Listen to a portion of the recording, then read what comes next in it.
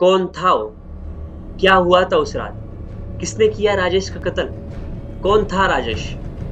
और क्या राजेश का कत्ल उसके किसी फैमिली मेंबर ने किया है या फिर कोई ऐसा इंसान जो अभी तक अनजाना है? तो चलिए गाइस, शुरू करते हैं। मैं ओमकारा और आप देख रहे हो स्टोरी विद ओमकारा, और आज हम बात करने वाले हैं उस रात के बारे में, राजेश के बारे में।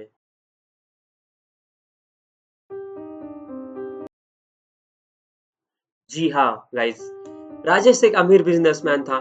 पैसा, पावर, सब कुछ था उसके पास, लेकिन अंदर से वो एक बिगड़ा हुआ इंसान था। 56 साल का होने के बाद भी उसकी हरकतें एक गली के गुंडों जैसी थी, एकदम टपोरी मवाली। उसके घर में एक बीवी जो उससे 10 साल छोटी और बहुत ही खूबसूरत है, वो रहती थी। उसके 3 बच्चे, जिनमें से एक की शादी हो रखी थी और एक जो अभी कॉलेज खत्म करके बिजनेस में लगा हुआ था, और उसकी एक छोटी बेटी जो अभी कॉलेज में पढ़ती थी। उसके घर में 2 नौकर काम करते थे, एक उषा और एक उषा का पति जो था श्याम। राजेश की हरकतों की वजह से उसके घर में नौकर तक नहीं टिक पा रहे थे। ये 8वीं बार था जो नए नौकर आए हुए थे, और उषा और श्याम भी राजेश की हरकतों की वजह से परेशान हो चुके थे।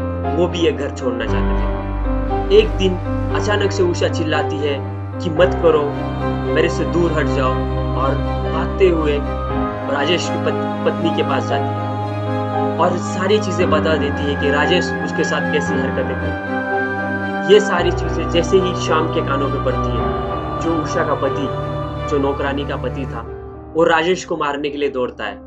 तभी राजेश के बेटे, एक का नाम संतोष, दूसरा रवि, नौकर को रोक लेते हैं, शाम को रोक लेते हैं राजेश को मारने से। बट ये चीज यहीं पे सीमित नहीं थी।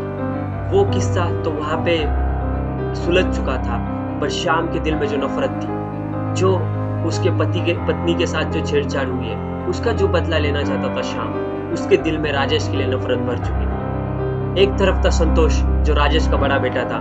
वो शादीशुदा था, बट राजेश की इन्हीं हरकतों की वजह से उसकी गृहस्थी भी टूट चुकी थी, उसकी शादी भी टूट चुकी थी राजेश की हरकतों की वजह से। वो अभी दिन भर नशे में पड़ा रहता था और राजेश को मारने के प्लान्स बनाता था। वही दूसरी तरफ उसका दूसरा बेटा रवि, जो बिल्कुल उल्टा, राजेश से प्यार करता था, अपने घर से प्यार करता था, संस्कारी, अभी कॉलेज खत्म करके पूरा बिजनेस वही संभालता था, डेली ऑफिस जाता था और पूरे घर को संभाल के वही रखता था।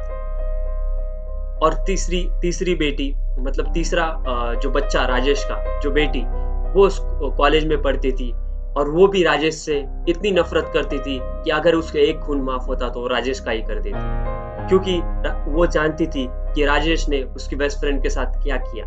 राजेश की इन्हीं हरकतों की वजह से सारा घर उससे परेशान था। राजेश की इन्हीं चीजों की वजह से राजेश और राजेश की बीवी अलग अलग कमरे में सोते थे।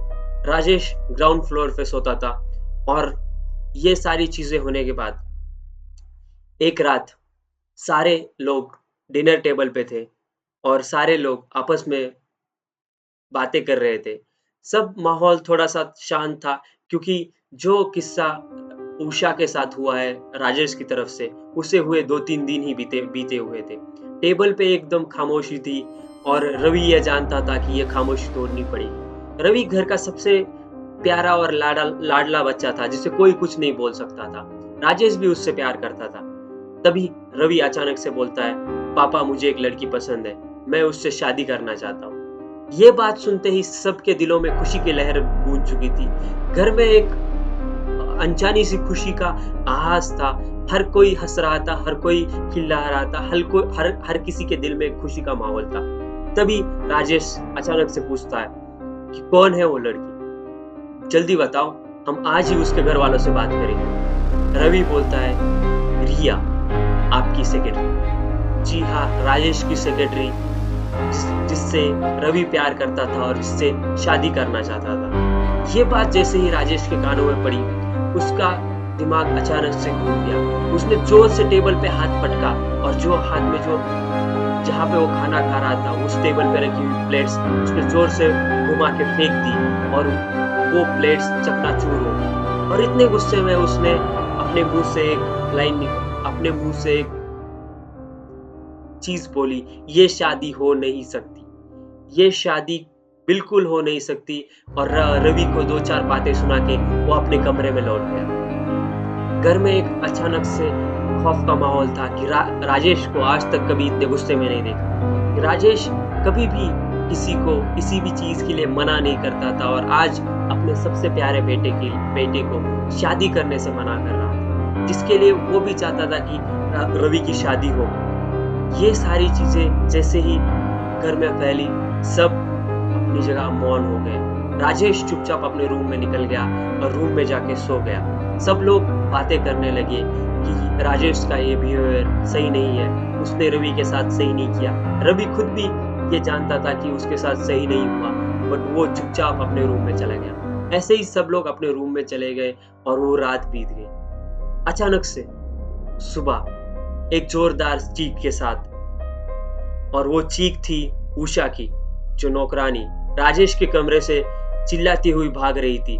सब लोग डर गए कि क्या हुआ, और सब लोग नीचे आके देखते तो राजेश के रूम में उसकी डेड बॉडी, उसके सीने पे एक घाव था जो एकदम चाकू से किया हुआ खून लग रहा था। बट वहां पे कोई भी प्रकार का चाकू या फिर कोई भी हथियार पड़ा नहीं हुआ था, मतलब पड़ा हुआ नहीं था। तभी रवि पुलिस को फोन करता है, पुलिस आती है, बॉडी को हिरासत में लेती है।